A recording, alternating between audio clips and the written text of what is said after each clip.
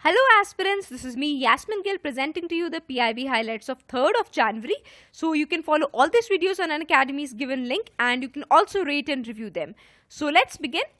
Firstly, before we get to the actual part of this, I would just like to tell you that there will be a lot of issues which are very factual today.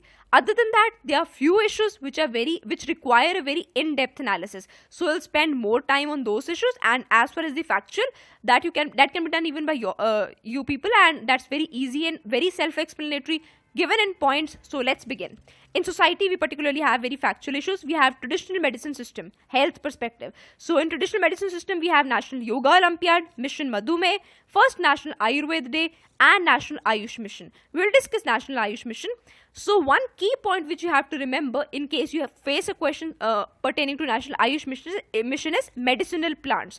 So do mention that this mission also involves promotion and cultivation of medicinal plants.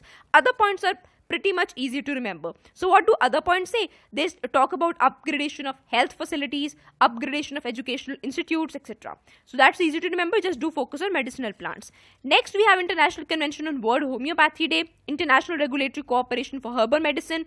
Then we have certain drugs by Ayurveda system, then certain institutes established at national level pertaining to various traditional medicine systems. So as far my perspective go, these days etc., when are these days celebrated, when is World Ayurveda Day celebrated, when is World Homeopathy Day celebrated, is not that relevant from UPSC perspective. If you wish, you might actually do them, but okay, you might do this particular institutes, and here's the continued list of it. And why Google trees are highlighted? See, these are medicinal trees found mainly in Rajasthan state. So sometimes UPSC does ask question like this. For example, once it asked question pertaining to neem. So do remember that Google trees also have a medicinal importance attached to them.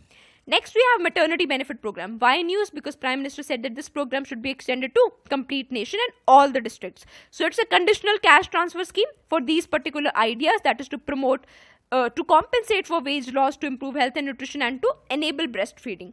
But do remember that this mission actually excludes those pregnant women and those lactating women who are already under regular employment or who are availing of such benefits under various other schemes.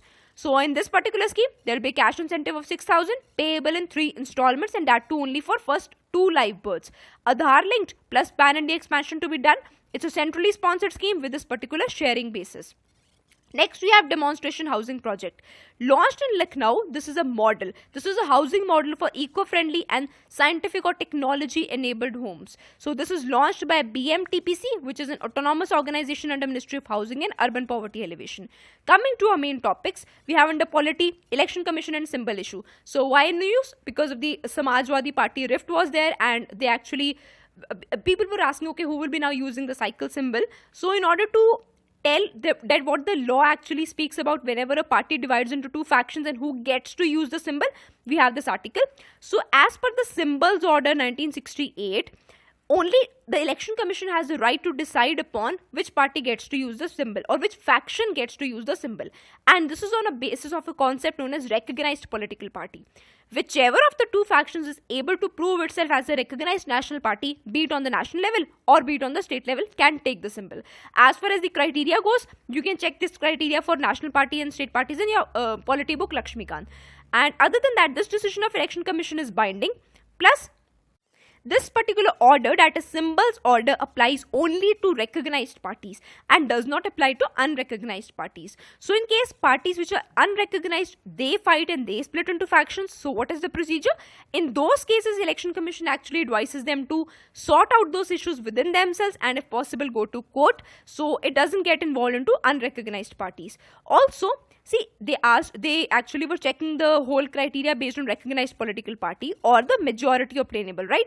So this majority is on basis of elected MPs, MLAs, delegates, office bearers, etc. See, most of the cases, they have a clear-cut majority between the 2 factions and it's easy for Election Commission to decide. But in case it is not, this test is then conducted upon the basis of only elected MPs and MLAs. And as far as the left-out faction goes, what does it do? If it has to use the same symbol, it has to register itself as a separate political party and prove its worth in the coming elections, that is the elections that take place after registration, to become a recognized political party, and only then can it use the symbol. Next, we have Supreme Court verdict on electoral process. Very, very important, and your opinion can be asked. Particularly also important because see, this was a very close majority between the judges. So there were 4 judges on the majority point of view and 3 on the minority point of view. So it's very important to frame a viewpoint, and we'll do all the I mean to say the pros and cons of, or the viewpoints of both the majority and the minoritarian viewpoint. So let's begin. What was the whole verdict all about? It actually prohibited the use of things like religion, language issues, caste issues while the electoral process goes on. And in case it is still done, such elections should be declared null and void. Under what article? Under section 123(3) of RPA, that is Representation of People Act 1951, whereby such offences are classified as or clarified as corrupt practices. Plus the majority, that is 4 judges, they claimed elections to be a very secular exercise, even the country to be based on secular principles, plus even the constitution based on secularism as its basic feature. Plus it also said that, it also quoted Tagore, Rabindranath Tagore, saying that we must transcend or get away from or get beyond the narrow domestic walls of religion, caste, etc. Also, religion is a personal affair and should not be thrown out in open. And lastly, now it is very important to protect people getting polarized on the basis of religion, etc. Why? Because nowadays there is tremendous reach based on print and e-media, etc. And coming to the minority viewpoint, that is the viewpoint of the 3 judges left. So what did they say?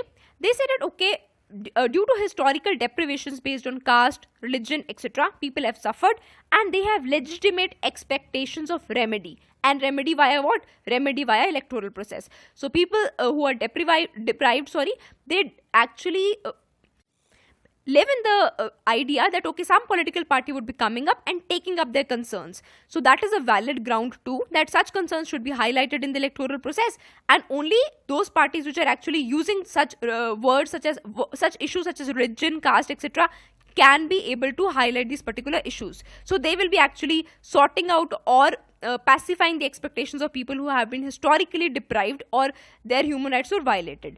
Other than that, religion is something that maintains a stable balance in governance. Plus, what is electoral politics? It's all about mobilization, and therefore social mobilization should be allowed. So that is both the viewpoints. Now you can choose any one of them, and you can also answer this very important question. What it says is, it actually quotes B.R. Ambedkar. It says that in politics, we will have equality, and in social and economic life, we will have inequality. Continued. So to deny it for long, that is to deny social and economic equality for long, we will do so only by putting up political democracy in peril. So you have to critically analyze, and that too in context of this current verdict. So indeed, B.R. Ambedkar was a very far-fetched leader. He could actually visualize at that particular point that if the social and economic life is not settled initially, political democracy would fall into danger. So that is what is happening. People see, why do leaders get to mobilize on the basis of religion and caste or various such issues? Because there are certain fault lines, because people are deprived. We have not actually promoted equality. If we had promoted equality, there would be no such issues. So that's the whole point. Next, on international relation, you do read about Pravasi Bharatiya Divas. Coming to next slide, we have economics and 10-step approach towards demonetization from Indian Express article written by Ashok Gulati. So quickly going through them, he says that in order to minimize the impact of demonetization or actually carrying it out in a worthwhile way, these are the 10 steps. Which are they? People who are implementing them must be honest. Whistleblowers must be awarded handsomely. In fact, to the tune of 1% of black money which is unearthed. Plus, follow up with all the accounts which have shown abrupt increase in the amount which they hold. Then we have an upper limit for cash transaction. Moving to next slide, simultaneously promote digital camping for at least 1 year. Moving back, we have rationalization of tax on properties. Also bring agriculture income under tax net, though with high exemption limits. Then we have direct transfer of subsidies, make political funding transparent, and also consult with domestic experts. And lastly, he says that as far as the New Year gifts of Prime Minister was concerned, so he commented on it by saying that instead of dole giving, do promote higher investment, skill giving, etc., and extending of social security net. Under science and tech, we have India Science Congress Tirupati. So do read about it. It's very simple. And this is the MCQ which is actually one of the MCQs of the 10 MCQ which we have in the MCQ course. So just read about it, and you can also listen to the answer in the MCQ course and also enroll for it. So that's it for today. I hope you liked the presentation, and if you did, do not forget to rate and review the course. Thank you so much.